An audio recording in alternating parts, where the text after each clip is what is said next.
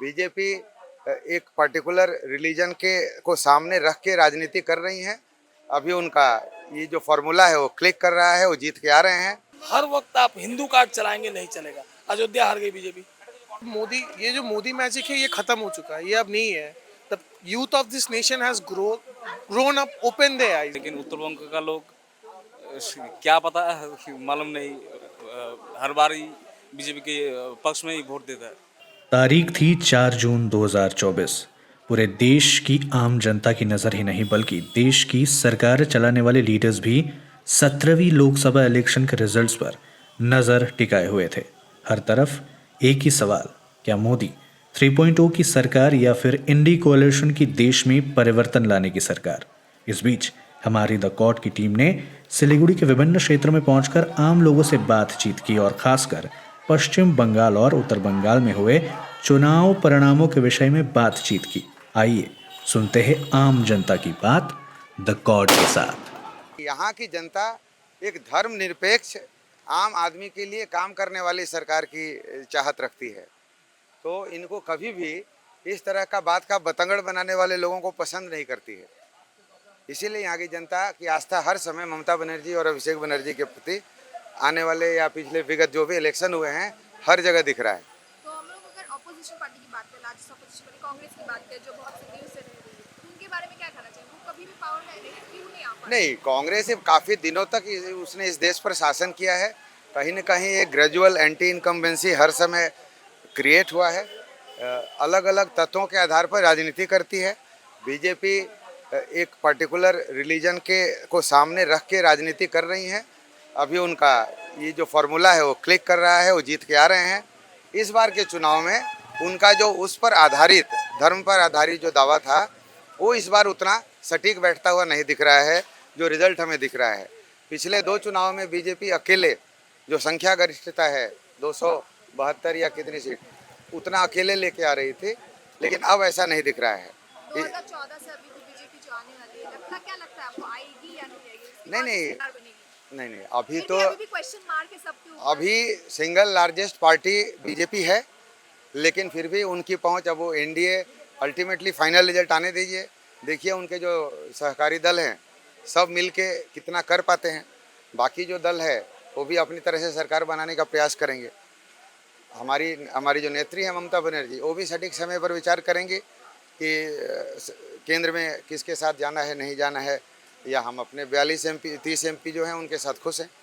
आप क्या उम्मीद रखते हैं आने वाली सरकार से? कौन सी सरकार से? आज जो भी सरकार आए, as a individual, as a नागरिक हो आपके देश के, तो कोई उम्मीदें होंगी? जो आने वाली सरकार है उनसे सबसे पहला उम्मीद है कि महंगाई को कम करे। जो पेट्रोल है, जो डीजल है, जो गैस है, इन सब महंगाई को कम करे। रोजगार की व्यवस्था करे, क्योंकि हमारे देश में बच्चे तो पढ़ रहे हैं लेकिन रोजगार की व्यवस्था नहीं है। बहुत सारे बच्चे घूम रहे हैं ऐसे ही, तो रोजगार की, सबसे ज़्यादा रोजगार की जरूरत है अभी। पश्चिम बंगाल में क्या लगता है आपको, टीएमसी की पार्टी को छोड़ के दूसरी पार्टी क्यों नहीं आ पा रही है? नहीं, यहाँ दीदी अच्छा काम करती है इसलिए तो यहाँ पे आती है ना। तो बीजेपी की सरकार कभी आ पाएगी दूसरे चुनाव में, अगर हम बात करें? ये तो समय बताएगा अभी, लेकिन अभी तो दीदी अच्छा काम कर रही है इसलिए पब्लिक उनको पसंद कर रही है। देखिए, सबसे पहले तो देश में सबसे बड़ा जो दिक्कत है वो है अनएम्प्लॉयमेंट। ठीक है, तो सबसे पहले जो भी गवर्नमेंट आएगा उसको पहले अनएम्प्लॉयमेंट पे काम करना पड़ेगा, इकोनॉमी पे काम करना पड़ेगा, जीडीपी पे काम करना पड़ेगा, ग्लोबल ग्रोथ पे काम करना पड़ेगा। और अभी इसराइल फैलिस्टीन का जो भी प्रॉब्लम चला, रशिया यूक्रेन का भी जो भी प्रॉब्लम चला, उस पर काम करना पड़ेगा। इंडिया हैज नहीं, जो भी है, India is a global power. India is a global power, India is not a domestic power now day. ठीक है, तो आपको जो इंडिया का जो भी प्राइम मिनिस्टर है, जो भी गवर्नमेंट बनेगा, उनको ये सब चीज़ से फोकस करना पड़ेगा। मेन जो है इंडिया का यूथ पे ऊपर काम करना पड़ेगा, because we are bypass China. ठीक है, इकोनॉमी पे बोलिए, इन टर्म्स ऑफ इंडस्ट्री बोलिए, we are bypassing China in every sector. BJP ने उतना काम नहीं किया हमारे पश्चिम बंगाल नहीं नहीं, बिल्कुल नहीं, we are not satisfied at all. Look at the, आप अगर देखेंगे कि बीजेपी ने स्टेट गवर्नमेंट का जो बजट जो होता है, कितना पैसा रोक के रखा हुआ है, उसको रिलीज क्यों नहीं कर रहे हैं वो लोग? अगर रिलीज करेंगे तो हम लोग यहाँ पे इंफ्रास्ट्रक्चर और आगे चला जाएगा, इंडस्ट्री का और ग्रोथ होगा। सिंपल सा रीजन है। आप पॉलिटिक्स के चक्कर में आप एक स्टेट का इकोनॉमी का बैक पुश कर रहे हो, that is backfiring against the BJP only, no? Why will people vote them? तो हम लोग जो देख रहे हैं अभी जो हमारे स्क्रीन में आ रही है कि देख रहे हैं कि बहुत सारे बीजेपी की पार्टी जो है स्टेज बहुत सीट्स बहुत सारी जीत रहे हैं, तो क्या आपको लगता है मोदी कहाँ party- Bengal? No not Bengal at के ऑल। बाहर बोलेंगे, क्या आपको लगता है मोदी कहाँ आप बोल रहे हैं मैम? आप अग्निवीर देख लीजिए। राजस्थान में 25 में 25 बीजेपी को मिला था, 19 में, राइट? 24 में मिला है? नहीं मिला है ना। तो अग्निवीर बैकफायर कर चुका है। बीजेपी का पॉलिसी बीजेपी के ऊपर बैकफायर कर चुका है। वो कहना चाहते हैं? बिल्कुल। क्या लगता है आपको पीपल नॉर्मल हम लोग लोकल पीपल की बात करें, क्या लगता है मोदी से प्रभावित होकर वो लोग नो नो नो नो नहीं दे रहे, वो अपने से दे रहे हैं? अपने से दे रहे हैं। वेस्ट बंगाल के बाहर बात कर रहे हैं। Absolutely today just because of Modi, ये जो मोदी मैजिक है ये खत्म हो चुका है, ये अब नहीं है। The youth of this nation has grown up, open their eyes. अगर आपके बारे में बात करेंगे, अगर आप प्रैक्टिकली सोचोगे तो basically as a economy developer अगर मान लीजिए तो you will never vote for Modi. आप काम देखिए ना, काम के ऊपर वोट होता है।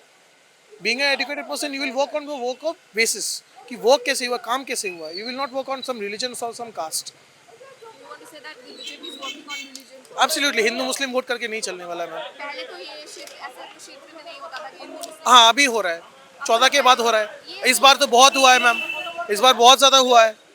इस बार नहीं होना चाहिए था। अगर फ्यूचर में अगर आपको सब कुछ मिला के चलना तो हिंदू मुस्लिम नहीं चलेगा आज के डेट में, ठीक है? आप ST SC OBC ये सब नहीं चलने वाला है। सबको मिला के खत्म हो जाए, जातिवाद तो बिल्कुल खत्म हो जाए। That is very bad, that is very bad decision for the nation. ये बिल्कुल खत्म हो जाए। अगर यू आर गेटिंग 90% और कोई कोटा से आ रहा है, ठीक है, उसको 70% मिला तो मैम आपका तो मतलब जो भी आपने इतना मेहनत किया वो तो बेकार होने वाला ना। आप इन टर्म्स ऑफ कोई भी सेक्टर, UPSC देख लीजिए, NDA देख लीजिए, कोई भी गवर्नमेंट सेक्टर देख लीजिए, वो तो होगा ही। इन वेस्ट बंगाल भी इसके बारे में आप क्या कहना चाहिए? मैंने जो प्रश्न उनसे पूछा कि आप क्या संतुष्ट हैं यहाँ के काम से, बीजेपी के काम से, यहाँ पे वो फिर से आए हैं। बीजेपी के काम से यहाँ पे तो संतुष्ट बिल्कुल नहीं हूँ। TMC ने बहुत काम किया है बंगाल में, और उत्तर बंगों में तो बहुत अच्छा काम किया, लेकिन उत्तर बंग का लोग क्या पता है, मालूम नहीं, हर बार ही बीजेपी के पक्ष में ही वोट देता है। तो देखते हैं बाद में क्या होता है। पहला बात है कि जो सेंट्रल गवर्नमेंट होता है, मुझे लगता है कि वेस्ट बंगाल के लोगों के साथ कनेक्ट छूट गया उनका। तो जिस तरीके से हमारी सरकार TMC जिस तरीके से ग्राउंड वर्क पे काम कर रही थी, वो लोग डे 1 से कॉन्फिडेंट थे, और आज के रिज़ल्ट पे वो बहुत क्लियर भी हो गया। तो लोगों का जो मेन मुद्दा था बेरोज़गार और महंगाई, मुझे लगता है आम लोग, मिडिल क्लास फैमिली जो है वो बहुत प्रेरित है, और इसीलिए वो लोग बदलाव चाहते थे। मैडम सबसे पहली बात है तृणमूल सरकार का जो काम है, जैसे कि स्वास्थ्य साथी कार्ड, लक्ष्मी भंडार, ये स्कीम्स डेवलपमेंट, ये एक मेजर फैक्टर है जिताने का। Women votes, this are the main issues to win the elections. और बीजेपी जैसे एक हिंदू कार्ड खेज रहा है और तृणमूल पे एक स्टैंप लगा हुआ है कि we support Muslims and this and that. बात ये नहीं कि हम मुस्लिम को सपोर्ट करते हैं तो हिंदू के अगेंस्ट में। हमारी एक डेमोक्रेटिक सोच है, सेकुलर सोच है, सबको सपोर्ट करते हैं। लेकिन तृणमूल का जो मेन एजेंडा है वो है डेवलपमेंट। अब उसमें आप बोल सकते हैं there are many charges of corruption and allegations. तो देखिए 10 आदमी को आप लेके काम करते हैं, कोई एक खराब निकल सकता है। लेकिन ओवरऑल तृणमूल का जो डेवलपमेंट है, जो दीदी की स्कीम्स है, जो वो बहुत बड़ी चीज़ है। जो लोगों के जनहित में काम हो रहा है, जो डेवलपमेंट हो रहा है, ये बहुत बड़ी बात है। इसीलिए तृणमूल बार बार साइन कर रहा है। इस बार हम लोग का एक्सपेक्टेड था फ्रॉम 28 to 31 सीट्स, मेरे हिसाब से उसके बीच में ही रहेगा। अब उसमें भी कुछ सीट्स हम जो हार रहे हैं, जैसे Viplav Mittal versus Sukanta Majumdar state president, अगर वो सुकांत मजूमदार जीते तो बड़ा मुश्किल 2 से 5 हज़ार के अंदर जीतेंगे, और हम जीते तो ये ऐसी बहुत सारी सीट्स हैं जो बहुत। नीतीश परामानिक जूनियर होम मिनिस्टर वो हार गए, जबकि कुछ भी उनका बेल्ट है। क्योंकि मैम हर वक्त आप हिंदू कार्ड चलाएंगे नहीं चलेगा। अयोध्या हार गई बीजेपी, हालांकि गवर्नमेंट नरेंद्र मोदी बना रहे हैं, अच्छी बात है, बनाए, उसमें कोई दिक्कत नहीं। लेकिन बंगाल में there is no replacement to Mamata Banerjee, to Abhishek Banerjee, due to their development and due to their work ethics. ये जो काम कर रही है ना सरकार, इसके लिए लोग वोट दे रहे हैं। आपको लगता है ममता की जो सरकार है और चलेगी? बिल्कुल। और आने वाले सालों में क्या आएगी? आने वाले सालों में ये बोल सकते हैं 2026 में तो निर्घात आ रही है। विधानसभा में आप ले लीजिए 2011 जो सीट है, कुछ नहीं होगा तो 2030 के करीब सीटें आएंगी बेयर मिनिमम। और विदाउट अ क्वेश्चन इस बार तो आ रही है। अब 8 साल बाद क्या होगा पता नहीं। 2026 विधान ममता बनर्जी के बारे में बात की तो हम लोग दूसरे पार्टी की तरफ चलते हैं, कांग्रेस के बारे में बात करते हैं कि वो बहुत सालों से पुराने सालों से है, तो वो क्यों नहीं आ पा रही है पावर में? आपको क्या लगता है? मैम कांग्रेस ने इस बार तो अच्छा रिजल्ट किया। जो हमारे समझ में आ रहा है, लास्ट में 42 सीटों पे उतर गए थे। तो 42 सीटों से इस बार उन्होंने शायद अराउंड 98 और 90 समथिंग है। और सबसे बड़ी बात, राहुल गांधी ने रायबरेली सीट दोबारा रिटेन कर लिए। और सोनिया गांधी का एक पीए जो सिर्फ उनका कॉन्स्टिट्यूंसी का वर्क देखता था, उसने स्मृति ईरानी को हरा दिया। तो ये यही समझाना है। पिछली बार स्मृति ईरानी ने राहुल को हरा के बोला था कि मैंने गांधियों का किला उखाड़ दिया। तो दैट इज नथिंग कॉल्ड किला उखाड़ दिया, काम के ऊपर है। आपने किला उखाड़ दिया, उसके बाद आपने कोई काम नहीं किया, पब्लिक ने जवाब दे दिया। देखिए, इंडियन पब्लिक बहुत समझदार है और बंगाल की पब्लिक, खासकर बोंगोवासी, इसमें क्या बंगाली, क्या बिहारी, क्या हिंदू, क्या मुस्लिम, मैं खुद एक सिख हूँ लेकिन मेरा जन्म यहाँ हुआ तो मैं बोंगोवासी हो गया। ये बहुत सेंसिटिव कास्ट है। बोंगोवासी लोग जो है बहुत सेंसिटिव है, चाहे किसी कास्ट के हो। ये लोग वो किसी हिंदू कार्ड पे या किसी दुर्गा मंदिर, राम मंदिर, सारे भगवान को मानते हैं। लेकिन जैसे हमारी जेलनात्री बोलती है पापिया घोष कि भगवान का स्थान मंदिर पे या घर पे, भगवान के आसन पे, not on the election field. यहाँ तो डेवलपमेंट का कार्ड, आपका वर्क शेड्यूल्स, आपकी वर्क एथिक्स, आपकी पार्टी की पॉलिसीज, ये मुद्दों पे इलेक्शन लड़ा जाता है। और इन मुद्दों पे तृणमूल लड़ रही है, काम कर रही है। उम्मीद है 2027-26 में तो कोई क्वेश्चन ही नहीं है, निर्घात और कंफर्म जीत रहे हैं। उसके बाद लगता है TMC के काम से आप बहुत संतोष है। खाली दुख है कि दार्जिलिंग सीट में ऐसा हुआ, दुर्भाग्यपूर्ण है। लेकिन एक चीज की फिर भी खुशी है कि पिछले ऐसा है मैम, पिछली बार राजू बिस्ट जीता था 4,37,000 वोट में या 4,26,000 में। इस वक्त उसकी जीत अगर हुई हो रही है 1,26,000 से 3,02,4,5,000 वोट का मार्जिन कम हुआ है। This is not a matter of joke.